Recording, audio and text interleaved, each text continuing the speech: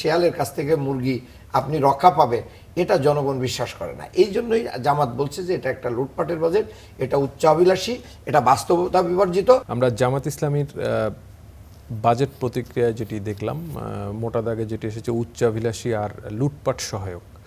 মানে যদি একটু বলতেন যে এমনটা মনে করছেন কেন আপনারা? ধন্যবাদ আপনাকে, সহ-আলোচক যারা আছেন সবাইকে ধন্যবাদ জানাই। আমি সরি বলছি, একটু লেটই করে ফেলছি। দেখেন, জামাত ইসলামী প্রথমেই বলেছে যে এই বাজেটটা বাস্তবতা বিবর্জিত। কারণ আপনি সক্ষমতা আগে যাচাই করতে হবে যে আমাদের কতটুকু আর্ন করার সুযোগ আছে। যেরকম আপনি মনে করেন আমরা রাজস্ব আদায়ের লক্ষ্যমাত্রা রেখেছি, কত টাকা রেখেছি?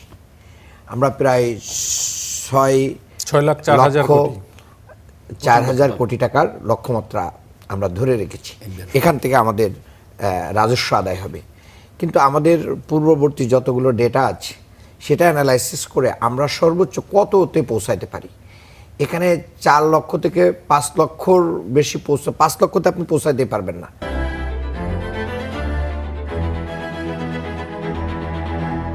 4+ হতে পারে, এটা মানে সকল সুদীজনরা বলছে, বিশেষজ্ঞরা বলছে। তাহলে এখানেই আপনার ব্যবধান হয়ে গেছে কিন্তু 2 লক্ষ কোটি টাকা।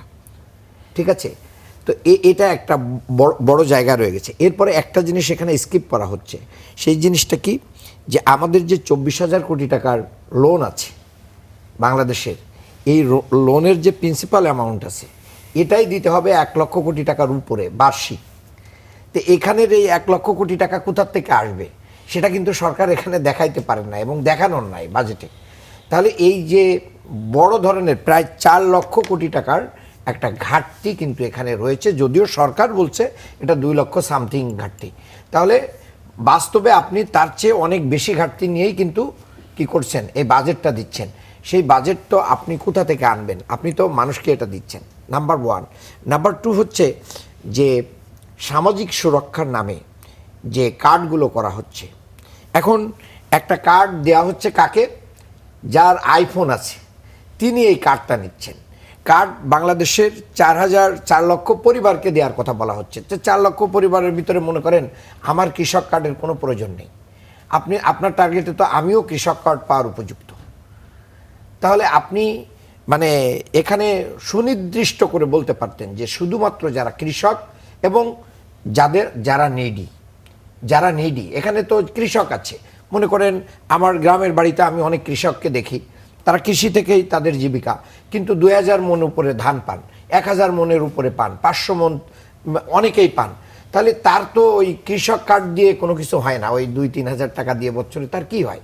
তার তো ওই মানে কি বলবো, গ্রামের লোকেরা যে চা পান খায় এটার পয়সাই হয় না। মানে আপনি সুবিধাভোগী এবং এর ব্যবস্থাপনা ঠিক করার কথা বলছেন। কি হবে? আর ইতিমধ্যে যেটা হয়েছে যে এখানে দলীয় আনুকূল্য পাওয়ার একটা বড় জায়গা থাকবে, যে তুমি যদি আমার আনুকূল্য থাকো, আগামী দিনে যে স্থানীয় নির্বাচন আসতেছে এই স্থানীয় নির্বাচনকে দলের দিকে কি করানো, মানে কনভার্ট করা, অর্থাৎ বাজেট দিয়ে স্থানীয় নির্বাচনে জয়লাভ করার একটা বড় সুযোগ। এবং সেই সুযোগে তো ইতিমধ্যেই মানে মনে করেন যে দলের কর্মীরা মানে লুটপাট এবং চাঁদাবাজিতে জনগণের কাছে ওয়েল নন হয়ে গেছে, তাদের কাছ থেকে কিভাবে শেয়ালের কাছ থেকে মুরগি আপনি রক্ষা পাবে, এটা জনগণ বিশ্বাস করে না। এই জন্যই জামাত বলছে যে এটা একটা লুটপাটের বাজেট, এটা উচ্চাভিলাষী, এটা বাস্তবতা বিবর্জিত, এবং এটা থেকে বাস্তব ভিত্তিক একটা বাজেট কিন্তু জামাত ইসলামও প্রদান করেছে এবং সেটাকে সরকারকে অ্যানালাইসিস করার জন্য বলছে যে আপনারা দেখেন আমরা কিভাবে এটাকে অ্যাড্রেস